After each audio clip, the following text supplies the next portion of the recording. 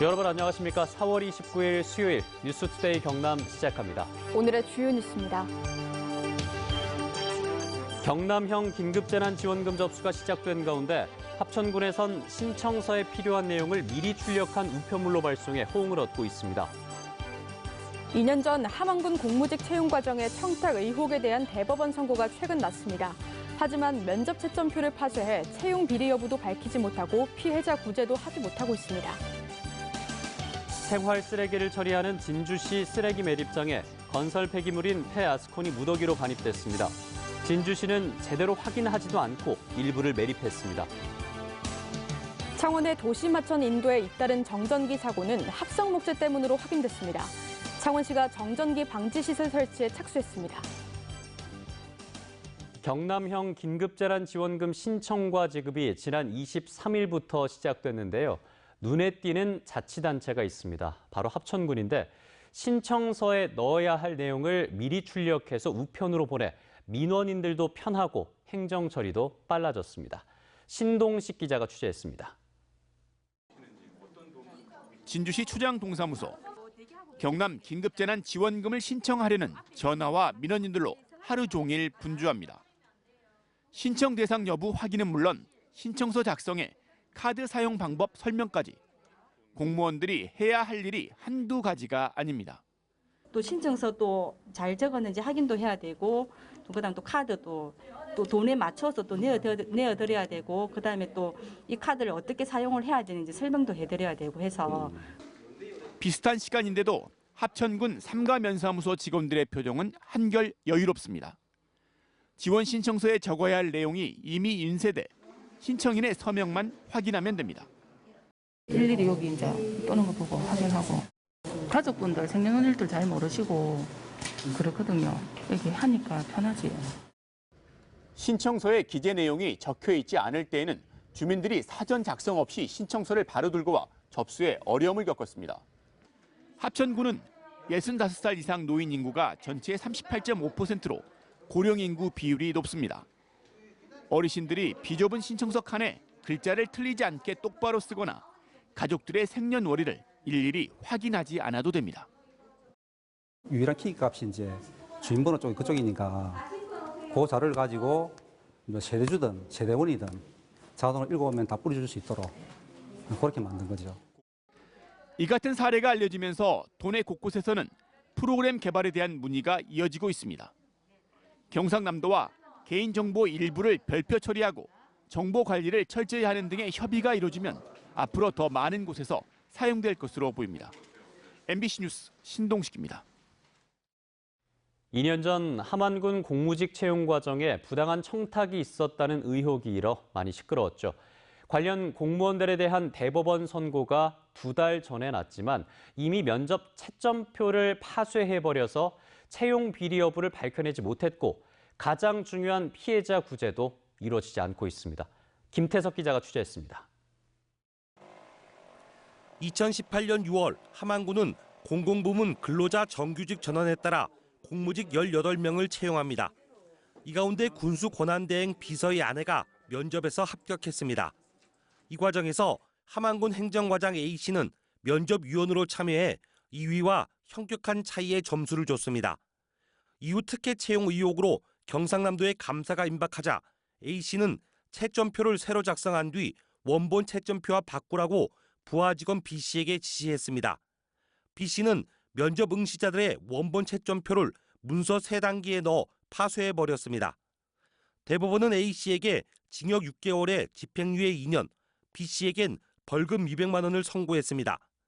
사정이 이런데도 함안군은 A씨만 파면했을 뿐 군수 권한대행은 퇴직했고 군수 권한대행의 아내는 공무직으로 재직하고 있습니다.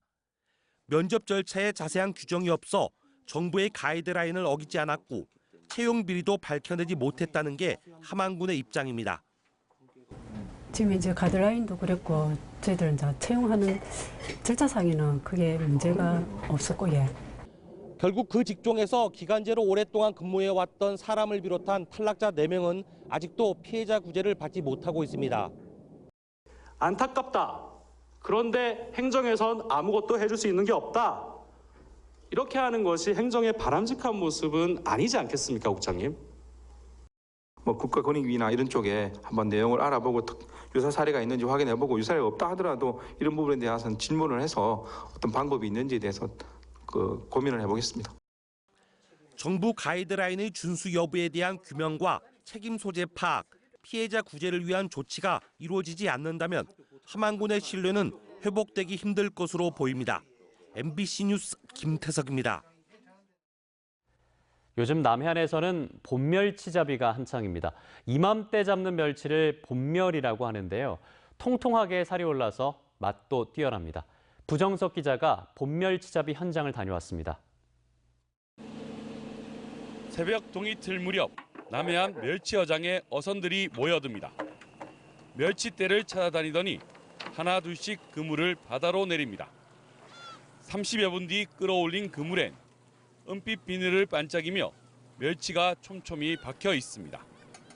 이맘때 잡히는 멸치를 봄멸이라고 하는데요. 이처럼 15cm 이상 되는 큰 멸치들입니다. 봄 멸치잡이는 3월과 6월 사이에 거제 외도와 남해 미조, 부산 기장에서 이루어집니다. 거제에서만 하루 60톤 정도가 잡혀 지난해 수준의 어획량을 보이고 있습니다. 제일 성거기가 4월 중순에서부터 5월 말까지예요. 지금 고기가 제일 크고 육질이 탄탄하고 맛이 있어요. 항으로 돌아온 어선들은 쉴 틈도 없이 곧바로 멸치 털기를 시작합니다. 어부들의 흥겨운 소리에 맞춰 멸치떼가 공중으로 튀어오릅니다. 행동감 있고 활기차고 어민들이 아주 애쓰는 모습이 생생하게 보아서 아주 좋습니다.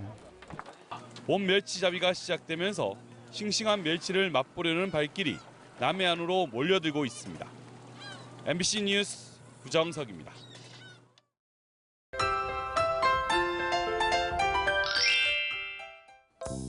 오늘 맑은 날씨에 포근함까지 더해지겠습니다. 경남 전 지역 낮 기온 20도 이상을 보이면서 어제와 비슷한데요. 다만 낮과 밤의 일교차가 크게 나서 아침 저녁으로는 체온 관리 잘 해주시길 바랍니다. 오늘 창원의 아침 최저 기온 8도, 진주 5도에서 시작합니다. 낮에는 창원 23도, 진주 24도까지 오르겠습니다. 오늘도 경남 전 지역에는 건조주의보가 내려진 가운데 대기 상태가 매우 바짝 말라 있습니다. 주말까지 뚜렷한 비 소식도 없어서 건조함은 쭉 이어질 것으로 보이는데요. 화재 사고가 나지 않도록 불씨 관리 철저히 해주시길 바랍니다. 위성 해상 보시면 오늘 맑은 날씨를 보이면서 파란 하늘에 공기질까지 좋습니다. 아침까지 내륙을 중심으로 가시거리 1km 미만의 안개가 끼는 곳이 있겠습니다. 교통안전에 유의해 주시길 바랍니다. 자세한 지역별 날씨 살펴봅니다. 아침 기온부터 보시면 밀양 5도, 양산 8도에서 시작하고요. 낮에는 밀양 26도, 함안 25도까지 오르겠습니다. 서부 지역 보시면 거창 5도, 산청 7도에서 시작합니다. 낮에는 거창 24도, 합천 26도까지 오르겠습니다. 바다의 물결은 최고 2m까지 일겠습니다. 주 후반으로 갈수록 낮 기온 25도 이상을 보이는 곳이 있어서 초여름 같은 날씨를 보이겠습니다. 날씨 정보였습니다. 생활 쓰레기만을 수거해 처리하는 진주시 쓰레기 매립장에 건설 폐기물인 폐아스콘이 무더기로 반입됐습니다. 폐아스콘이 섞여 반입된 토사는 무려 50톤에 이르지만 진주시는 이를 제대로 확인하지도 않고 일부를 매립했습니다. 서윤식 기자의 보도입니다. 진주시 내동면 쓰레기 매립장입니다. 매립장 곳곳에 쓰레기와 내부 도로 매립을 위해 반입한 토사가 고분처럼 쌓여 있습니다.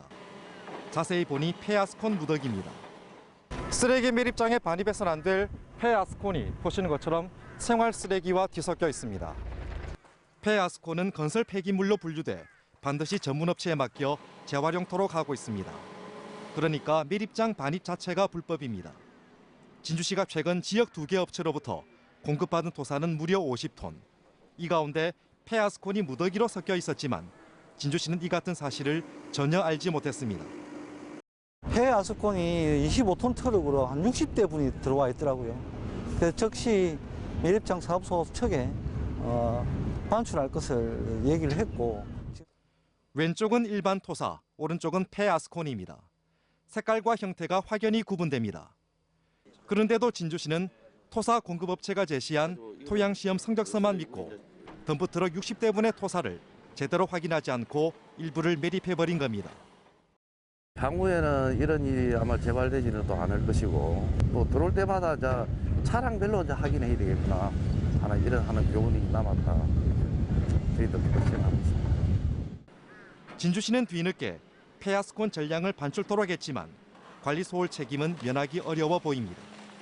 MBC 뉴스 서윤식입니다. 창원의 한 도시마천 인도를 걷던 시민들이 전기 화상을 입는 등 정전기 피해가 잇따르고 있다는 보도해드렸는데요. 취재 결과 정전기가 인도에 설치한 합성 목재 때문인 것으로 확인됐습니다. 이에 창원시는 정전기 방지 시설 설치에 착수했습니다. 서창우 기자입니다. 창원의 한 하천 주변에 설치된 인도. 지난 16일 주민 2명이 이곳을 걷다 철제 난간을 잡아 전기 화상을 입었습니다. 일주일 뒤에는 초등학생이 같은 인도를 뛰어내려오다 발바닥에 전기 쇼크를 입기도 했습니다. 이 오른쪽 발바닥이 지나갔습니다. 그 틈 사이로 해가지고 10살짜리 아이의 오른쪽 발바닥으로 전기가 튀었고요. 현장에서 5분 정도 떨어진 창원의 또 다른 하천변 인도. 인도를 걷다 난간을 잡았더니 순간 정전기가 발생합니다. 모두 합성 목재와 철제 난간이 설치된 곳입니다. 전문가가 현장을 점검한 결과 절연체인 합성 목재에 남아있는 전기가 마찰을 일으켜 철제에 옮겨간 이른바 방전 현상이 일어난 겁니다. 축전된 전기가 다시 어떻게 다른 쪽으로 이렇게 이동하는 것을 우리가 방전이라고 얘기를 하거든요. 금속물에 갖다 우리가 접촉을 했을 때 그쪽으로 이제 전기가 빠져나가면서 어떤 약간의 쇼크를 일으키는 건데, 이에 따라 창원시는 합성 목재에서 발생한 전압을 밖으로 빼내기 위해 사고 현장 양쪽 300m 주변에 3m 간격으로 알루미늄 패드를 설치하고 모니터링을 하고 있습니다. 몸에서 전기가 빠져나갈 수 있는 시설을 설치할 것이고, 앞으로 신규라든지 재설치하는 데크로드 부분에 대해서는 전기가 발생되지 않는 또 새로운 제품으로 설치하는 것이. 창원 지역의 합성 목재와 철제 등의 난관을 함께 설치한 곳은 20곳. 정전기 피해가 가중되는 만큼 주민 불안을 해소하기 위한 전수조사가 뒤따라야 할 것으로 보입니다. MBC 뉴스 서창우입니다. 코로나19 여파로 임시 휴장한 마산 로봇랜드 테마파크가 다음 달 1일부터 다시 문을 엽니다. 경남 로봇랜드 재단은 가정의 달인 5월을 맞이해 1일부터 10일까지 테마파크 입장객의 시설 이용료를 50% 할인할 예정이며, 정부 차원의 사회적 거리두기 지침이 유지 중인 만큼 야외 놀이기구 22종만 운영할 계획입니다. 한편 기존 민간 사업자가 운영을 포기한 로봇랜드 테마파크의 새 운영사 입찰 공모에 전국에서 2곳이 신청을 해왔으며, 재단 측은 조만간 한 곳을 선정해 실내 공간까지 전면 재개장할 계획입니다. 경남과 대구 경북 지역의 코로나19 확진 환자 139명이 치료를 받았던 근로복지공단 창원병원이 감염병 전담병원 지정에서 해제됐습니다. 중앙재난안전대책본부는 코로나19 치료와 일반 진료 간 균형과 탄력적인 병상 운영을 위해 감염병 전담병원을 단계적으로 해제하고 있으며, 창원병원은 다음 달 7일 진료 정상화를 목표로 방역 등 관련 준비를 하고 있다고 밝혔습니다. 경남교육청은 본 예산보다 2,223억 원이 증액된 5조 7,350억 원 규모의 제2회 추가 경정 예산안을 편성해 도의회에 제출했습니다. 이번 추경 예산안은 당초 예산 5조 5,127억 원보다 4% 늘어난 것으로, 코로나19 사태로 취소된 사업과 방학 기간 중 쓰지 않을 것으로 보이는 예산을 감액해 교육 재정에 필요한 곳에 사용될 수 있도록 편성했습니다. 경상남도는 코로나19로 무급휴직한 근로자 생계비 지원 사업과 관련해 다음 달 1일부터 11일까지 2차 신청을 받습니다. 이번 지원 대상은 4월 한 달간 무급휴직하거나 1차 신청 시기를 놓친 근로자로, 무급휴직 근로자가 고용된 사업장의 사업주가 신청할 수 있습니다. 감염병 위기경보 심각단계 발령일인 2월 23일 이후 5일 이상 무급휴직을 한 50인 미만 사업장 근로자에게 하루 8시간 근로시간 기준으로 2만 5천 원, 월 최대 50만 원의 생계비를 지원합니다. 김해 시의 한 공무원이 코로나19로 자가격리 중인 한 여성에게 부적절한 문자 메시지와 개인 영상을 보냈다는 민원이 제기돼 김해 시가 진상 파악에 나섰습니다. 김해 시에 따르면 해외에서 입국해 자가격리 중이던 A 씨는 지난 11일부터 25일까지 김해시청 공무원으로부터 사적인 내용의 문자 메시지와 개인 영상을 수차례 받았으며 김해 씨는 해당 공무원을 상대로 경위를 조사하고 있습니다. 함양군이 코로나19로 어려움을 겪고 있는 공연 예술계를 돕기 위해 온라인으로 공연을 중계하는 2020 희망의 울림 힘내요 함양을 선보입니다.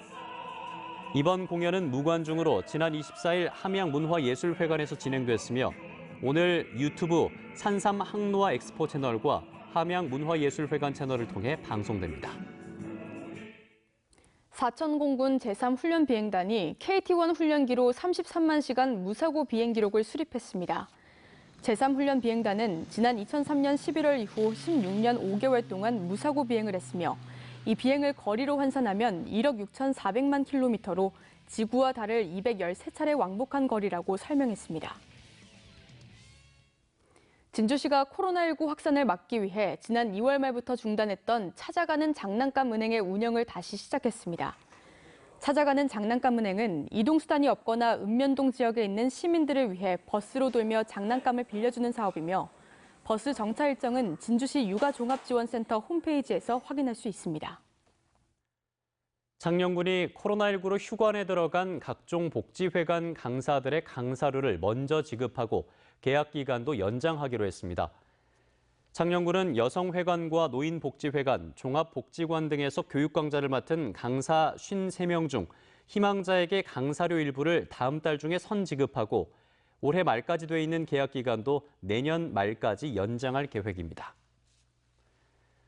김해시가 코로나19 피해 예방과 복구에 모든 행정력을 투입하기 위해 오는 8월과 10월에 열 예정이던 김해시 청소년 인문학 읽기 세계대회와 김해 평생학습과학축제를 취소하고 10월에 계획된 독서대전은 행사 규모를 축소합니다. 김해시는 행사를 취소하고 축소에 마련한 2억 9,800만 원의 예산을 모두 코로나19 피해 복구에 사용할 계획입니다. 뉴스투데이 경남 여기서 마치겠습니다. 함께해 주신 여러분 고맙습니다.